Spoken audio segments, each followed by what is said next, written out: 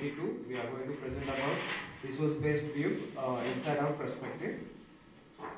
So there are two main lenses through which firms assess its competitive advantages: inside our perspective, or also known as resource-based perspective, or outside in perspective, also known as market-based view.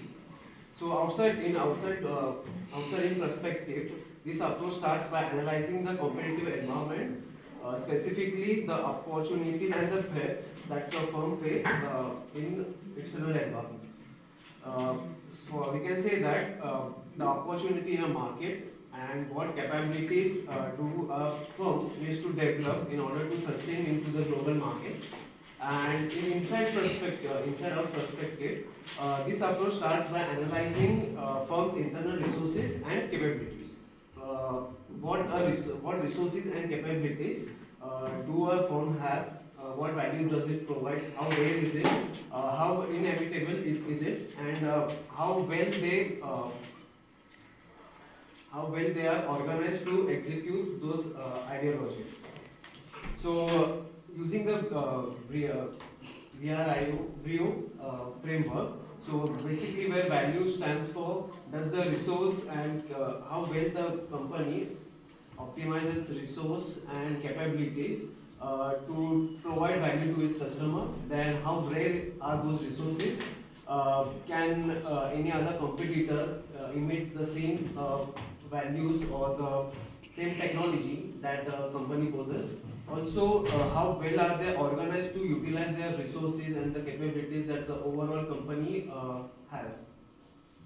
So, for example, we can say if a company has a good amount of values, then it has rare prospects to it, and hardly any competitors can imit what they have, imit the business model, and they are very good at optimizing their resources. So we can say that they have a well above average returns, ROI that we say, and also they have sustainable competitive advantage over any other competitors in the market.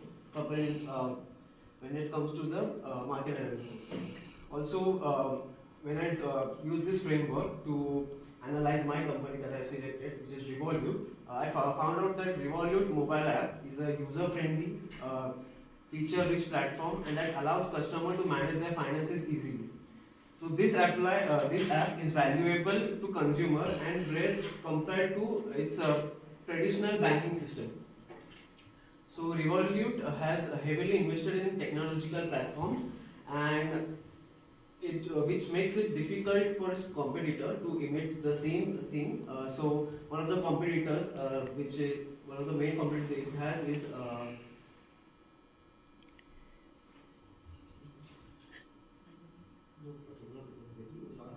Lloyd's. Lloyd's and all those are conventional banks, but also Revolut has a movie, right? Monzo, sorry, Monzo. Yeah. So Monzo and Revolut compete into the same platform, but Revolut has a technical advantage over there because Revolut has hired such a talents. They have a very good command over technological development in IT sectors and has a fair amount of knowledge in finance sector itself. Also, one of the case study that I went through from Angela, it was a brand building, storytelling. So she argues that a brand building needs to be a good storyteller in order to build trust with consumer. For example, Burberry. So you guys can well relate to it because you are into the same industries. So she's basically presented that how a brand can provide provide customer value by presenting the story overall, how it started, or what are the innovations that they do, or fashion shows and all those different aspects. So I'm going to take over here. I'm Krishna Priya, and my brand is Gucci, and I'm going to speak about the resource-based view inside our strategy, and which we all know that it's a strategy where it enhances the skills which is already having. So If I speak about Gucci, it's a renowned Italian luxury brand, and which was established by leather craftsmen in 1921. And I would like to discuss few components of using business commerce model in respect of luxury brand Gucci. So there are few components which I would like to discuss about the key partners. So the promotion in key partners, Gucci used influencers, and by tapping into the power of influencers, it reached a wider range of audience and which connected well with the youngsters and all, and it created a buzz around its offerings. And also, like Yash said, like these brands are famous. They are historically long back things.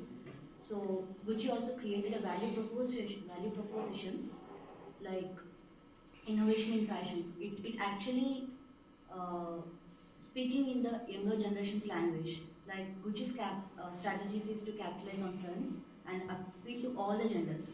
Like speaking in the language in the sense, for example, there are competitors like Prada and Dior and Saint Laurent. So it's spoken in such a language. They are having this mini bells trend, mini to nano background, which beat to like 46% compared to other brands. The other brands were only under 20%, 15%, according to the statistics used by Lectra. And Gucci beat it. Gucci is in 46%. That is how the language it is spoken. It is how innovation in value proposition. And if I speak about customer segmentation, one of the component, uh, it has divided into different segments like luxury